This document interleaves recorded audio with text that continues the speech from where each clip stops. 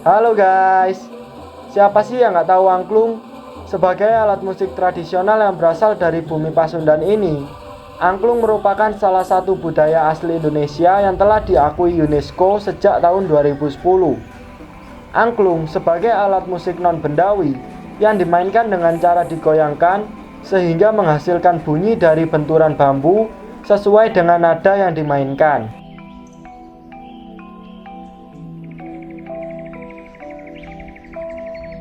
Tapi kalian sudah tahu belum mengenai sejarah angklung yang sering kalian lihat tersebut?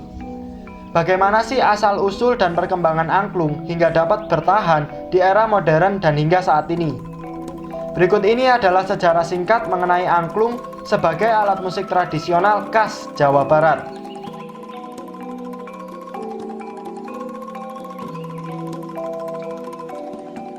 Sejarah awal alat musik tradisional angklung.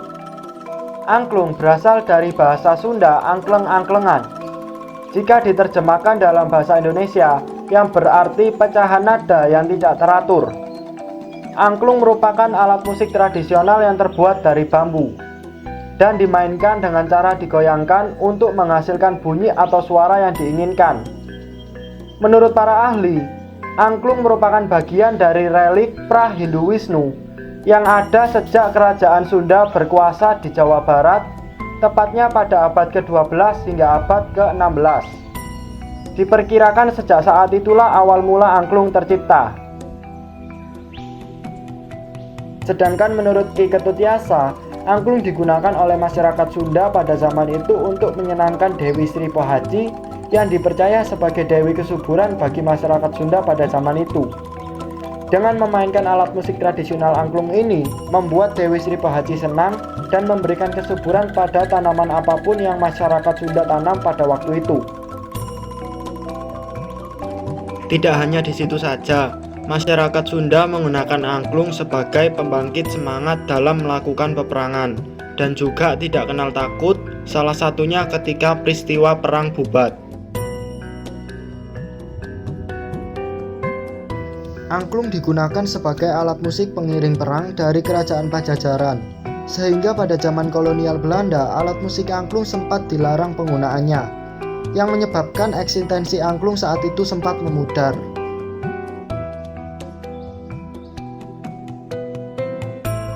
Namun angklung berangsur-angsur kembali dikenal oleh masyarakat berkat seseorang yang namanya Daeng Sutikno, yang merupakan seorang guru yang berasal dari salah satu keluarga bangsawan di Jawa Barat ketika zaman kolonial. Setelah Indonesia merdeka, ia berusaha memperkenalkan kembali alat musik tradisional Sunda seperti di sekolah-sekolah dan gereja.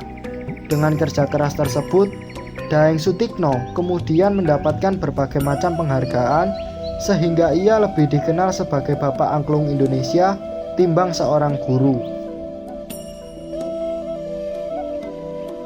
Dengan usaha beliau, angklung kembali dikenal luas di Indonesia dan menjadi salah satu alat musik pengiring di berbagai macam kegiatan dan juga pertunjukan.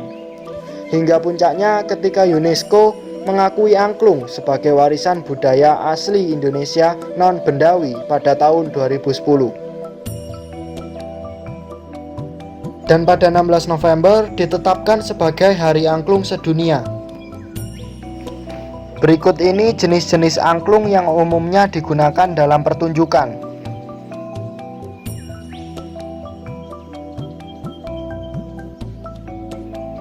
Angklung tergolong dalam timbre idiofon dan memiliki organologi atau bagian seperti pada gambar, yakni terdapat kerangka, tabung, dan dasar. Bambu yang biasa digunakan untuk membuat angklung adalah bambu wulung atau bambu hitam ataupun bambu putih.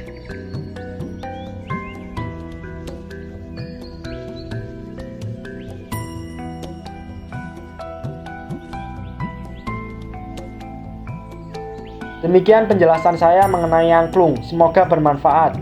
Bantu share video ini ya, biar kita bisa mengetahui sejarah dari peninggalan leluhur dan kita bisa melestarikan peninggalan-peninggalan tersebut. Mulai dari sekarang ya, karena kalau nggak dari sekarang, kapan lagi? Kalau bukan kita, siapa lagi?